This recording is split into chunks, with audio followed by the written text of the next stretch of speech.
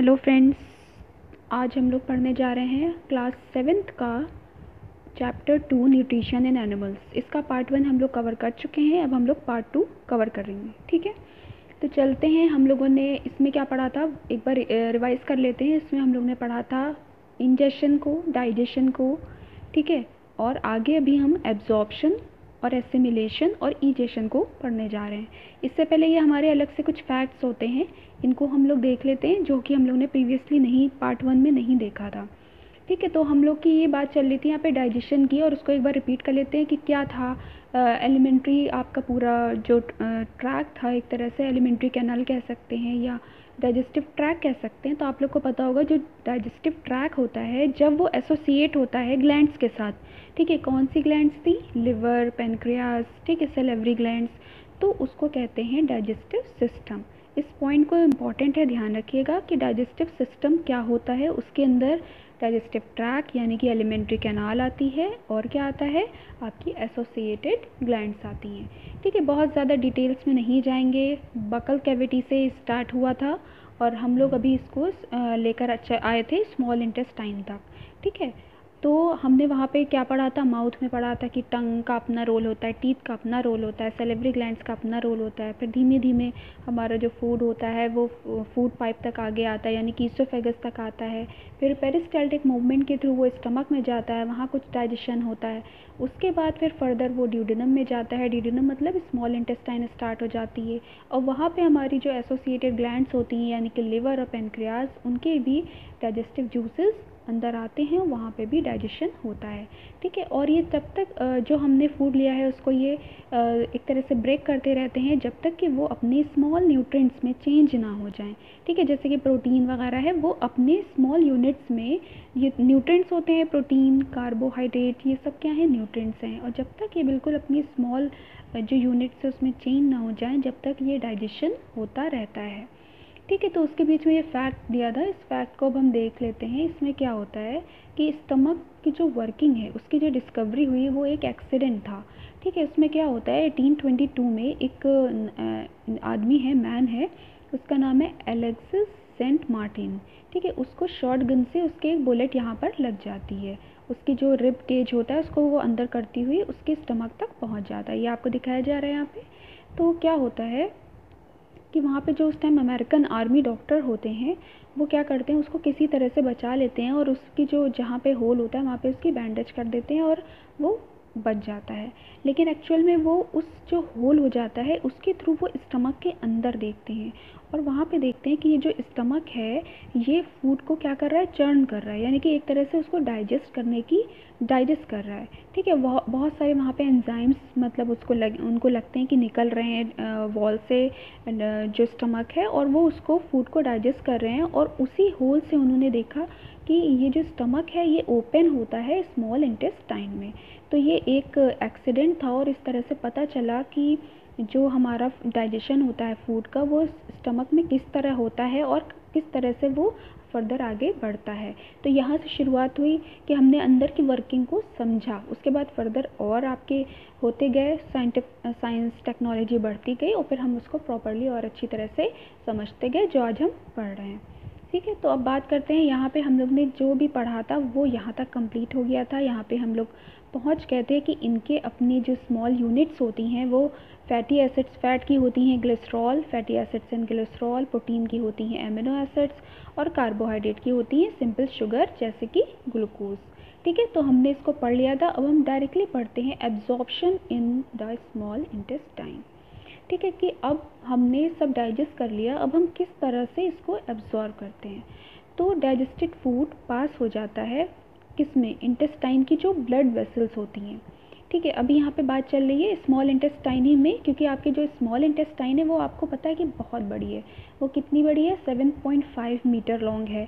ठीक है, तो ड्यूडेनम यानी कि जो उसके शुरू के पोर्शन है वहाँ पे तो डाइजेशन होता है, लेकिन जब फर्दर आगे बढ़ता है हमारा फूड, तो फिर वहाँ पर एब्जॉर्प्शन स्टार्ट हो जाता है। तो जो हमारी इंटेस्टाइन है स्मॉल, उसमें बहुत सारे क्या हो जाते हैं, विलाई होते हैं। विलाई को आप लोग इस तरह से समझ लीजिए जैसे कि हमारी टॉवेल होती है, टॉवेल में फाइबर्स टाइप के निकले होते हैं पोरे में। इसी तरह से आप समझ लीजिए कि आपकी इंटेस्टाइन होती है और उसमें इस तरह से विलस फिंगर लाइक प्रोजेक्शंस होते हैं, आउटग्रोथ्स होती हैं, जिसको हम नाम देते हैं विलाई। ठीक है, अगर सिंगुलर इसको बोलेंगे तो विलस बोलेंगे। तो इसके थ्रू इंटेस्टाइन क्या करता है, एब्जॉर्प्शन करता है। यानी कि अगर हम बात करें तो हमारी जो स्मॉल इंटेस्टाइन है उसमें क्या हो रहा है, अब एब्जॉर्प्शन की तरफ हम बढ़ रहे हैं। किसके थ्रू हो रहा है, विलाई के थ्रू हो रहा है। इसको हम फिंगर लाइक आउटग्रोथ भी कहते हैं। ठीक है, विलाई का काम क्या होता है कि विलाई का काम होता है कि वो सरफेस एरिया को बढ़ा देते हैं। ठीक है, जितना भी फूड है मतलब वो एकदम बराबर से एकदम जड़े हुए होते हैं ऐसे ऐसे। ठीक है, हमारी जो इंटेस्टाइन है उसमें इस तरह से वो पूरा बराबर से होते हैं कि अगर यहाँ पे नहीं हो पा रहा है इस वजह जैसे हमारा फूड यूँ आ रहा है, ठीक है, तो ये पूरा यहाँ पे लगातार ऐसे ऐसे छोटे छोटे फिंगर लाइक प्रोजेक्शंस हैं जो कि इस फूड को क्या कर रहे हैं, एब्जॉर्ब कर रहे हैं और ये हमारे ब्लड तक इसको पहुँचा रहे हैं। ठीक है, तो मेन अगर विलाई का वर्क फंक्शन पूछा जाए तो हम क्या बताएंगे कि ये सरफेस एरिया को एब्जॉर्ब करते हैं। किसके, एब्जॉर्प्शन के लिए, किस चीज़ का, डाइजेस्टेड फूड के। ठीक है, तो डाइजेस्टेड फूड के एब्जॉर्प्शन के लिए विलाई सरफेस एरिया को बढ़ा देते हैं। ठीक है, each villous has a network. अब विलाई के बारे में अगर पढ़ें तो जो एक विलस होता है उसमें नेटवर्क होता है किन चीज़ों का, small blood vessels close to the surface. ठीक है, उसमें स्मॉल जो ब्लड वेसल्स होती हैं उनका क्या होता है, एक नेटवर्क सा होता है। इस तरह से होता है स्ट्रक्चर कि उसमें पूरा जाल सा होता है हमारी कैपिलरीज़ का, ब्लड कैपिलरीज़ का, जहाँ पे हमारा फूड आया, एब्जॉर्ब हुआ और ये ब्लड के थ्रू हमारी पूरी बॉडी में मिल जाता है। ठीक है, इस तरह से हम खाते हैं खाना, डाइजेशन और एब्जॉर्प्शन होता है और इस तरह से ये हमारी बॉडी में, ब्लड में पहुँच जाता है। The surface of villi absorb digested food material.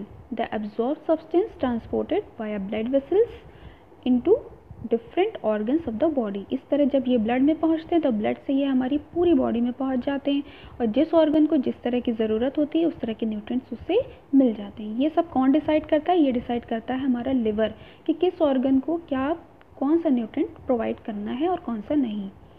ठीक है, तो अब आगे बात करते हैं। यहाँ पे कह रहे हैं कि of the body where they are use to build complex substances such as the protein required by the body. ठीक है, और ये जो पूरी प्रोसेस होती है, अभी तो हमने क्या किया, स्मॉल इंटेस्टाइन में एब्जॉर्ब किया। एब्जॉर्ब करने के बाद जो फूड विलाई को क्या करते हैं, फूड पार्टिकल्स को लेते हैं, एब्जॉर्ब करते हैं और उसको ब्लड तक पहुंचाते हैं। ठीक है, ब्लड वेसल्स तक पहुंचाते हैं इस पूरी प्रोसेस को, और वो ब्लड वेसल्स कहाँ जा रही हैं, हमारी होल बॉडी में ट्रांसफ़र हो रही हैं। तो इस तरह से जो ये पूरी प्रोसेस होती है इसको हम कहते हैं एसिमिलेशन। ठीक है, तो अभी तक हमने क्या पढ़ा, इंजेशन यानी कि फूड को लेना, फिर डाइजेशन यानी कि उसको डाइजेस्ट करना, फिर एब्जॉर्प्शन उसको एब्जॉर्ब करना और फाइनली एसिमिलेशन।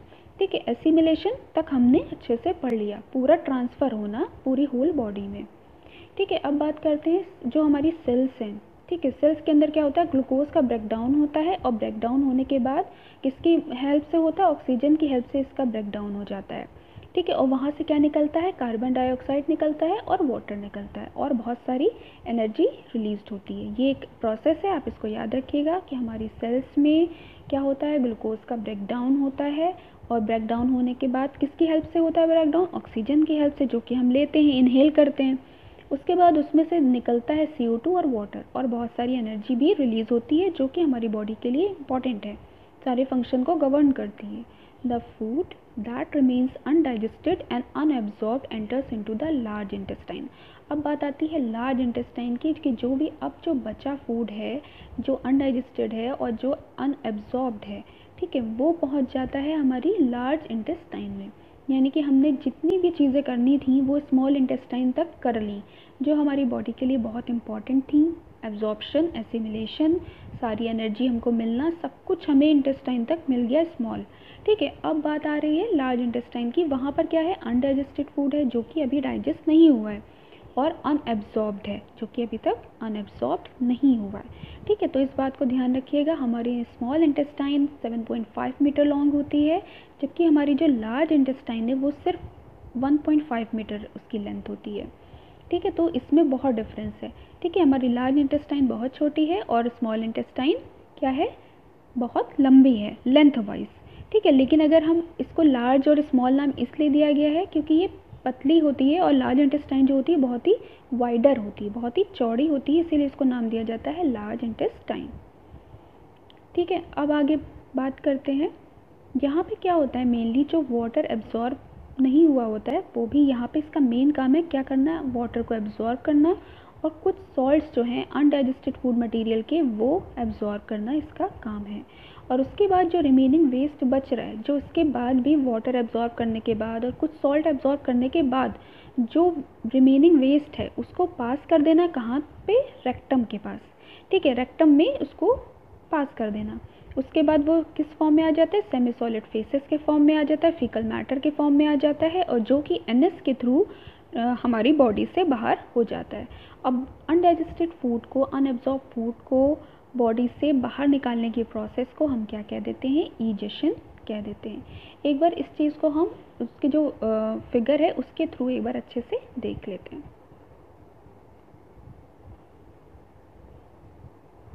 ये देखिए, यहाँ से हमने स्टार्ट किया था, माउथ से हमारा बकल कैविटी के थ्रू हमारा खाना अंदर गया, टंग ने अपना रोल प्ले किया, अपनी टेस्ट बड से उसको टेस्ट किया, उसके बाद जो हमारे टीथ से उन्होंने अपना रोल प्ले किया।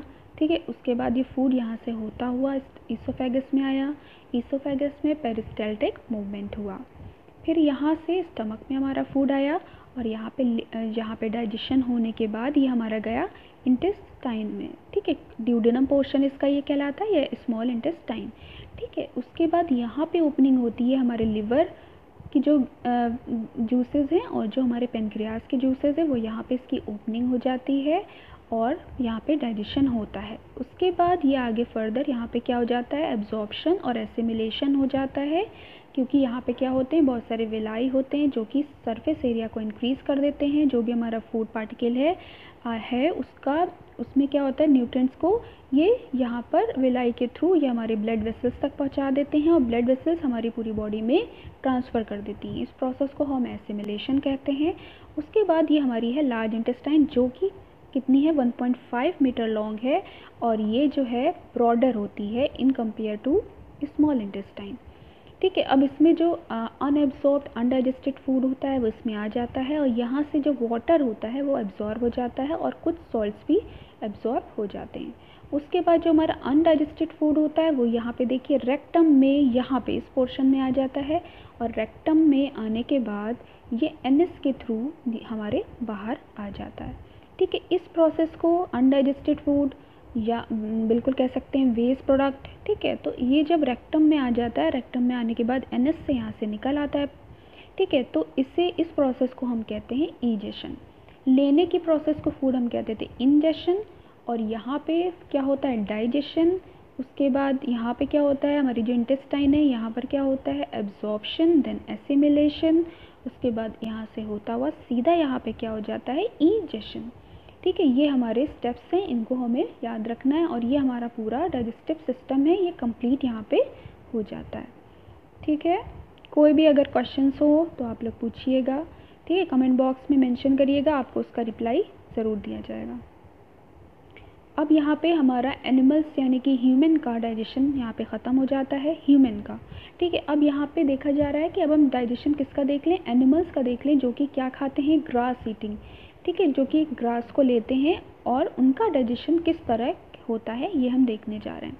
ठीक है, अब जो ग्रास ईटिंग है आपको भी पता है वो कौन होंगे, काऊ होंगे, बफेलोज होंगे, जो कि क्या खाते हैं, घास को खाते हैं। ठीक है, और क्या करते हैं कि वो, आपने देखा होगा कि जो गाय होती हैं वो क्या करती हैं, बहुत तेज़ खाने को लेती हैं। ठीक है, घास खाती जा रही हैं, तो वो वहाँ पे उनके जो बॉडी होती है उसमें टेम्परेरी पॉकेट होता है, स्टमक होता है, उसको कहते हैं र्यूमेन। ठीक है, RUMEN, उसको कहते हैं र्यूमेन। उसमें वो उस फूड को डालती जाती हैं। ठीक है, हल्का हल्का सा उसको ले च्यू करती हुई अपने उसमें र्यूमेन में डालती जाती हैं, जो कि टेम्परेरी होता है। ठीक है, उसके बाद जो फूड होता है वो वापस, ठीक है, वो पार्शली डाइजेस्ट होता है। ठीक है, और उस पार्शली डाइजेस्टेड फूड को नाम दिया जाता है कर्ड। ये याद रखिएगा, जो गाय होती हैं वो खाने को, फूड को, घास को लेती रहती हैं, और वो डालती रहती हैं र्यूमन में। ठीक है, र्यूमन उनका क्या है, स्टमक है। ठीक है, उसके बाद उस र्यूमन में जो उनका पार्टली डाइजेस्टेड खाना होता है उसे कहा जाता है कर्ड। ठीक है। उसके बाद वो क्या करती हैं, कट को रिटर्न मुंह में लेती हैं, वापस मुंह में लेती हैं स्मॉल लम्प्स के फॉर्म में, ठीक है, छोटे छोटे टुकड़ों के फॉर्म में वो लेती हैं और उसे फिर से डाइजेस्ट करती, फिर से उसे चबाती हैं। चबाने के बाद वो फाइनली उसे लेती हैं। ठीक है। तो क्योंकि र्यूमेन इनका नेम है स्टमक का, तो इनको क्या कहते हैं, र्यूमिनेशन। इस प्रोसेस को क्या हम कहते हैं, र्यूमिनेशन कहते हैं। और जो इस तरह के एनिमल्स होते हैं उन्हें कहते हैं हम र्यूमिनेंट्स। ठीक है। अब एक बात और आ जाती है यहाँ पे, र्यूमिनेशन और र्यूमिनेंट्स के बाद बात ये आती है कि ये जो ग्रास होती है इसमें क्या होता है एक्चुअल में। ग्रास जो होती है वो रिच होती है सेल्यूलोज से। सेल्यूलोज क्या है, एक बहुत ही कॉम्प्लेक्स कार्बोहाइड्रेट है जिसको डाइजेस्ट करना इतना आसान नहीं होता है, इसीलिए वो पहले उसको डाइजेस्ट करती हैं, उसको पहले खाती हैं, खा के र्यूमेन में पहुँचाती हैं, फिर वो कट के फॉर्म में आके उसे दोबारा च्यू करती हैं। ठीक है। च्यू करने के बाद उसकी एक बार प्रोसेस फिर होती है। लेकिन अब यहाँ पे बात है कि सेल्यूलोज का डाइजेशन किस तरह होता है। तो देखिए, सेल्यूलोज के डाइजेशन के लिए रुमिनेंट्स के अंदर या जैसे कि हमारी कैटल हैं या डेयर हैं, उनके अंदर एक स्पेशल बैक्टीरिया होता है। ठीक है। वही सेल्यूलोज का डाइजेशन कर पाता है। पहले जब हम अर्ली मैन थे, जब हम सिर्फ एक हंटर और गैदरर थे, हम कच्चे फल सब्ज़ी और जो भी मीट होता था उसे लेते थे। ठीक है। तो उस टाइम पे हमारी बॉडी के अंदर भी ये बैक्टीरिया होते थे और हम उस टाइम पर भी उससे, हमारे बैक्टीरिया होने की वजह से हम सेलुलोज को डाइजेस्ट कर पाते थे। लेकिन धीरे धीरे जैसे जैसे टाइम बीतता गया और हमने अनकुक्ड फूड से कुक्ड फूड की तरफ हम आ गए, तो धीरे धीरे ये बैक्टीरियाज जो हैं ये ख़त्म हो गए। जिस तरह हमारी बॉडी में वेस्टिजियल ऑर्गन हैं जो कि पहले काम करते थे लेकिन अब नहीं करते, क्योंकि हमने अपना लाइफस्टाइल चेंज कर लिया है। पहले हम कच्चे खाने पे डिपेंड करते थे और अब हम सारा खाना पका के खाते हैं। तो ना हमारी बॉडी में कच्ची फॉर्म में सेल्यूलोज जाता है और ना वो हमारे लिए उसमें बैक्टीरिया प्रेजेंट है जो कि उसे डाइजेस्ट कर पाएँ। ठीक है। अब बात आती है, जैसे आप लोग सोच रहे होंगे कि सेल्यूलोज कहाँ से, कैसे ग्रीन घास खाने से सेल्यूलोज कैसा है, तो थोड़ा सा ध्यान कर लीजिए। अगर आप पीछे की तरफ जाएँ कि जो हमारी प्लांट सेल होती है और एनिमल सेल होती है, तो प्लांट जो सेल होती है वो उसमें क्या होता है, सबसे आउटर कवरिंग जो उससे, इसमें हम डिफरेंस देखते हैं कि प्लांट सेल और एनिमल सेल में अगर डिफरेंस पूछा जाता है तो वो सबसे बड़ा यही डिफरेंस होता है कि उसमें सेल्यूलोज होता है। ठीक है। और जो एनिमल सेल होती है उसमें सेल्यूलोज नहीं होता है। ठीक है। तो यही सेल्यूलोज की जो उसकी लेयर होती है उसी के थ्रू ये हमारी बॉडी में, जो एनिमल्स हैं उनकी बॉडी में पहुंचता है। तो इस तरह से याद रखिएगा कि सेल्यूलोज हमारी बॉडी में कैसे जा रहा है और ग्रीन वेजिटेबल्स या घास खाने से वो बॉडी में किस तरह जा रहा है। अब क्योंकि जो एनिमल्स होते हैं, जानवर होते हैं, वो क्या करते हैं, जो कैटल या आपकी गाय वगैरह है वो कच्चा खाती है। जब कच्चा खाती है, प्लांट खाती है कच्चा, तो उसकी बॉडी में सेल्यूलोज पहुंचता है। उसके डाइजेशन के लिए उसको क्या चाहिए, बैक्टीरिया चाहिए। लेकिन अगर हम ग्रीन वेजिटेबल्स खाते हैं, वो भी प्लांट सेल है, लेकिन क्योंकि हम कुक्ड खाते हैं इसलिए हमें उसकी वो सेल्यूलोज के फॉर्म में हमें नहीं मिलता। ठीक है। वो कॉम्प्लेक्स जो होती है वो हमारी टूट जाती है, इसलिए हमारी बॉडी में उसके बैक्टीरियाज नहीं है और ना उसके डाइजेशन की प्रॉब्लम है। तो इसको आप लोग याद रखिएगा। अब ज़रा सा एक बार देख लेते हैं। ये इसका माउथ हो गया। ठीक है। माउथ के थ्रू ये इसका इसोफेगस के बाद ये इसका पोर्शन र्यूमेन जिसमें आता है खाना, ये लेती जाती है। उसके बाद और ये यहाँ पे जो पार्टली डाइजेस्टेड इसका फूड होता है कट कहलाता है, और कट से वापस ये अपने मुंह में लेती है और उसको फिर से चबाती है। ठीक है। ये इसका पोर्शन हो गया र्यूमेन। ठीक है। र्यूमेन के बाद अगर हम देखें तो ये नीचे का जो ये पोर्शन, ये पूरा यहाँ से यहाँ तक है, ये क्या इसका होता है, स्टमक। ठीक है। स्टमक के बाद इसका ये यहाँ से ऐसे जाता है और ये आपका ये पोर्शन जो है ये आपका कहलाता है सीकम। ठीक है। ये पोर्शन आपका सीकम कहलाता है और ये आपकी स्मॉल इंटेस्टाइन स्टार्ट हो जाती है। यहाँ से आने के बाद ये हमारा, उसके बाद ये फर्दर स्मॉल इंटेस्टाइन के बाद ये लार्ज इंटेस्टाइन और फाइनली फिर एनस वगैरह होके बाहर फूड जो वेस्ट प्रोडक्ट होता है वो बाहर हो जाता है। ठीक है। तो इसका हमारे से थोड़ा अलग है, इसमें किसी तरह की ग्लैंड्स नहीं दिख रही हैं और कुछ भी नहीं दिख रहा है। तो इसका पोर्शन याद रखिएगा, इसोफेगस, र्यूमेन, ये इसका यहाँ से यहाँ तक पोर्शन स्टमक कहलाया, ये इसका सीकम पोर्शन और ये इसका स्मॉल इंटेस्टाइन पोर्शन और ये लार्ज इंटेस्टाइन पोर्शन। तो अब चलते हैं हम आगे। हमने यहाँ तक इसको देखा था कि इसमें बैक्टीरिया प्रेजेंट होते हैं जो कि डाइजेशन में हेल्प करते हैं सेल्यूलोज की। ठीक है। बैक्टीरिया की वजह से सेल्यूलोज का डाइजेशन हो जाता है। ठीक है। तो यहाँ पे ये कह रहे हैं many animals including humans can not digested cellulose, लेकिन कुछ ह्यूमंस, मतलब सारे ह्यूमंस और कुछ एनिमल्स हैं जो कि सेल्यूलोज का डाइजेशन नहीं कर पाते। रीज़न यही है कि उनके अंदर वो बैक्टीरियाज नहीं होते हैं। ठीक है, चलते हैं आगे। और कह रहे हैं एनिमल्स जैसे कि हॉर्सेस हैं या रैबिट्स हैं, उनका जो या ये जो भी गाय का स्ट्रक्चर आपको दिखाया गया था पूरा, तो उसमें जो लार्ज सैक लाइक स्ट्रक्चर होता है जो कि होता है सीकम, जो हमने अभी देखा था, जो कि ईसोफेगस और स्मॉल इंटेस्टाइन के बीच में होता है। ईसोफेगस एंड स्मॉल इंटेस्टाइन के बीच में पोर्शन है सीकम। ठीक है, ये दिखा रहे हैं, तो ये रहा।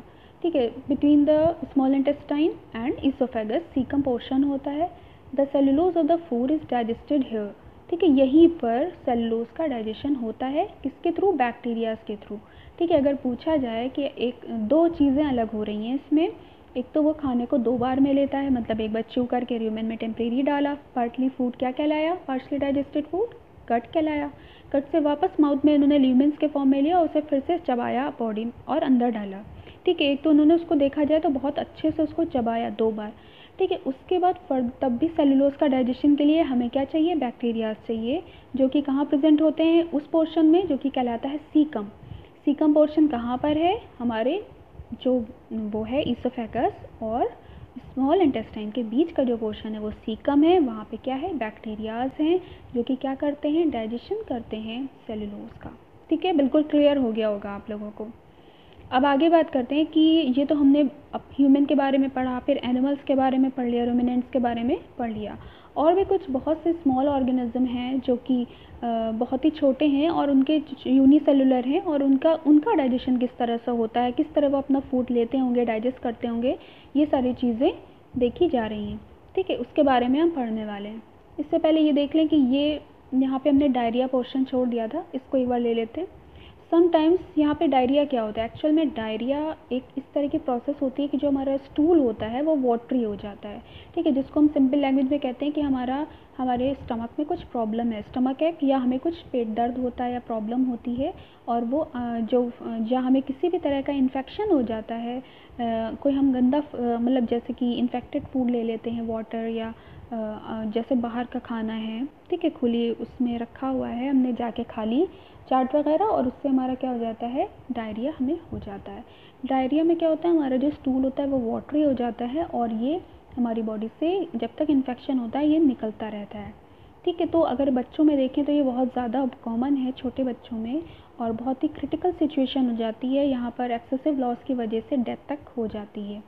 ठीक है, तो इसे हमें बिल्कुल भी नेगलेक्ट नहीं करना चाहिए। अगर डायरिया होता है तो हमें इसे ध्यान रखना चाहिए, हमें जो ORS है वो पीते रहना चाहिए ताकि हमारी बॉडी में पानी की कमी ना हो। ठीक है, और जैसे कि ये बता रहे हैं कि ओरल रिहाइड्रेशन सॉल्यूशन जो होता है ORS, इसको लेना चाहिए, वरना अगर ORS नहीं है तो हमें घर पे ही शक्कर और नमक का पानी, हल्का सा नमक और शक्कर जो शुगर होती है वो डाल के वाटर में मिक्स करके और वो लेके थोड़ा थोड़ा लेते रहना चाहिए, ताकि वाटर बॉडी में जो सॉल्ट्स हैं और वाटर हैं उनकी कमी ना हो। ठीक है, तो यहाँ पे डायरिया को समझाया गया है। इस डायरिया में डायरिया की स्पेलिंग्स को आप लोग ध्यान रखिएगा, ये बहुत बच्चे कंफ्यूज करते हैं इसको लिखने में। ठीक है, तो DIARRHOEA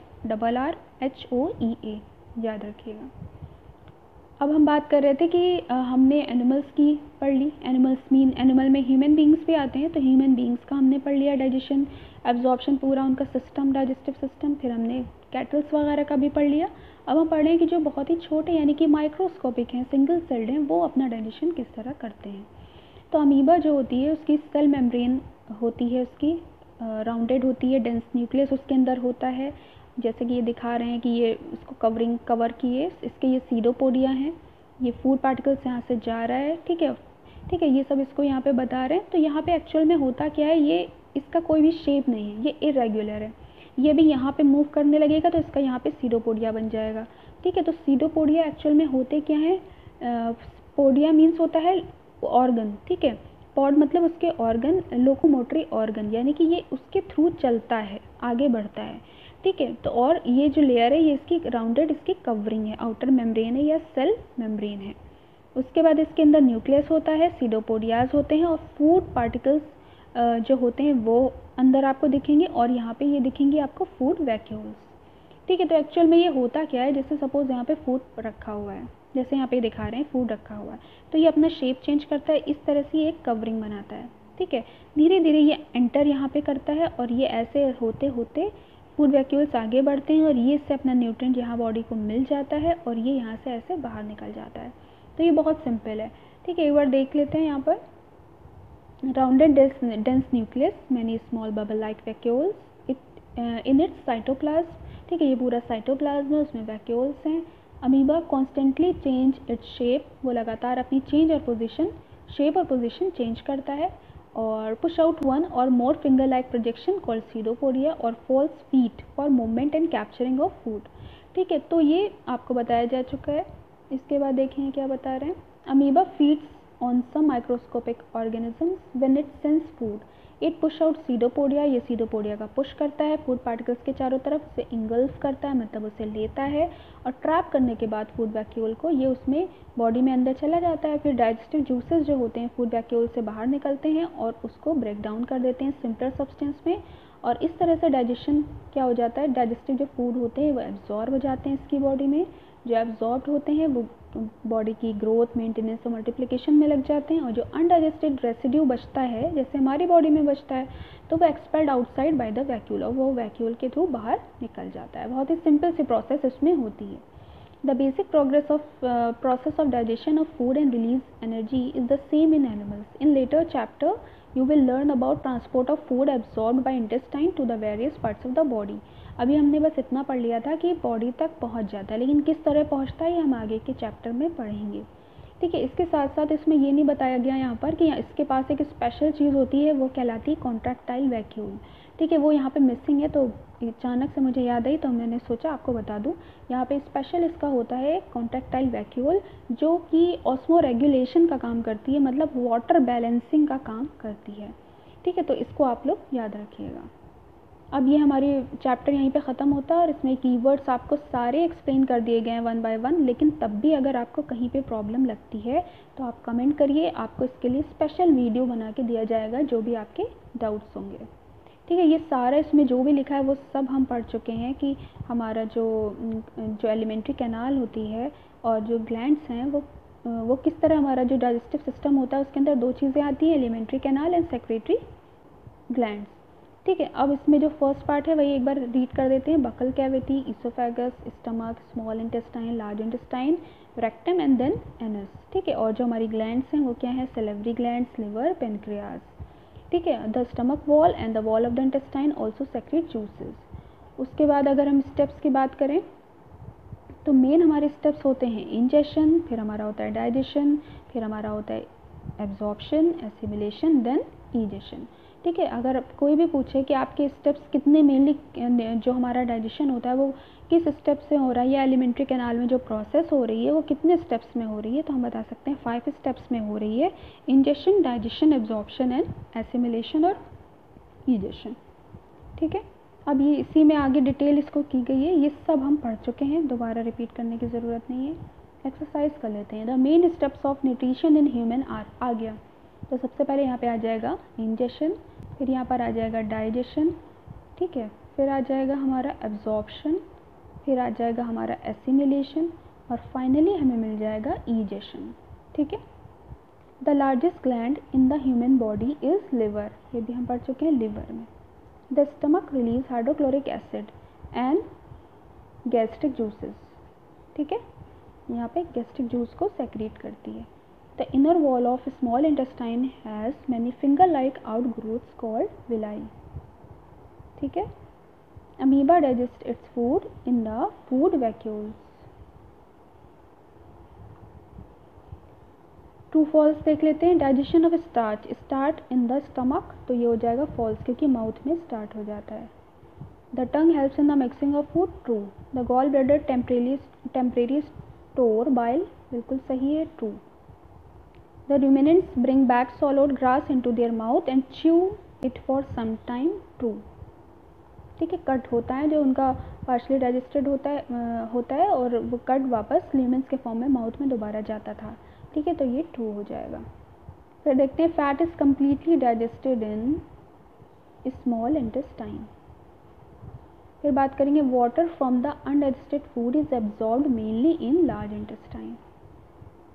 फिर मैच करना है कार्बोहाइड्रेट्स को शुगर, प्रोटीन्स, एमिनो एसिड्स, और fats, fatty acids and glycerol. इसको बहुत अच्छे से आप लोग देख लीजिएगा और दिमाग में एकदम सेट कर लीजिएगा।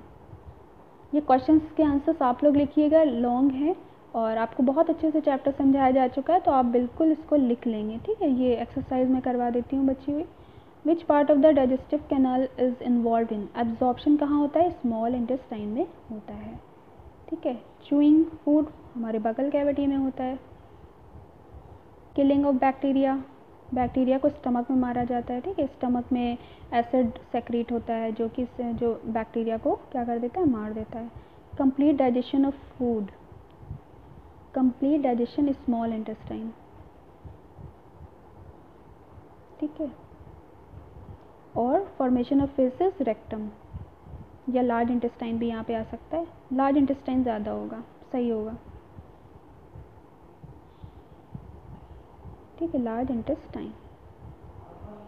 फिर बात करते हैं मैचिंग की। सैलिवरी ग्लैंड्स, स्टमक, लीवर और रेक्टम, ठीक है। इनको एक एक देख लेते हैं। सैलिवरी ग्लैंड्स का क्या हो जाएगा, सलाइवा सेक्रीशन। स्टमक, लिवर की बात करें तो बाइल जूस सेक्रीशन।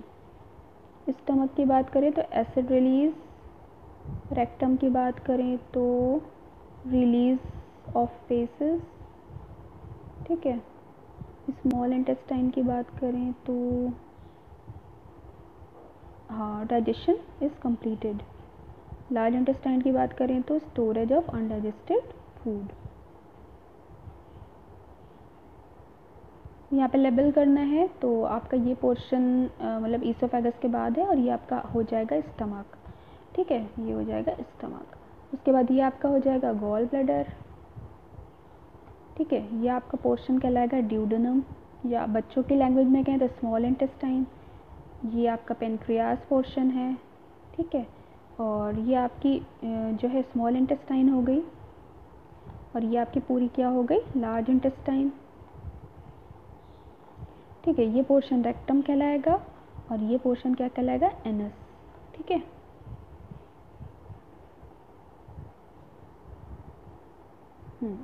यहाँ पे ये कंप्लीट हो जाता है। कोई भी क्वेश्चन, कोई भी क्वेरी हो तो आप लोग पूछ सकते हैं। कैसा भी क्वेश्चन आपको अगर टॉपिक से हट के भी क्वेश्चन आता है तो आप पूछ लीजिएगा जो आपके कोर्स में नहीं है। जैसे कि यहाँ पे इन्होंने बहुत चीज़ें नहीं बताई हैं, जैसे कि आपकी जो ड्यूडेनम है, वो जो स्मॉल इंटेस्टाइन है, उसको पार्ट्स में डिवाइड करके उसके अपने अलग अलग नाम होते हैं। अब इसकी अगर लार्ज इंटेस्टाइन की बात करें तो वहाँ पे ये जो होता है आपका असेंडिंग कहलाता है, ये डिसेंडिंग लूप कहलाता है, ठीक है। बहुत सी चीज़ें, तो अगर आपको लगता है आपको कुछ और भी इसके नाम होते हैं, जेजुनम वगैरह, ठीक है। तो आपको अगर पूछना है, आपको इंटरेस्ट है तो आप पूछ सकते हैं, मैं आपको बिल्कुल डिटेल में अच्छे से इसको बता दूँगी, ठीक है। ओके, क्लास ख़त्म करते हैं, नेक्स्ट चैप्टर में मिलते हैं, नेक्स्ट टॉपिक के साथ। तब तक के लिए बाय बाय।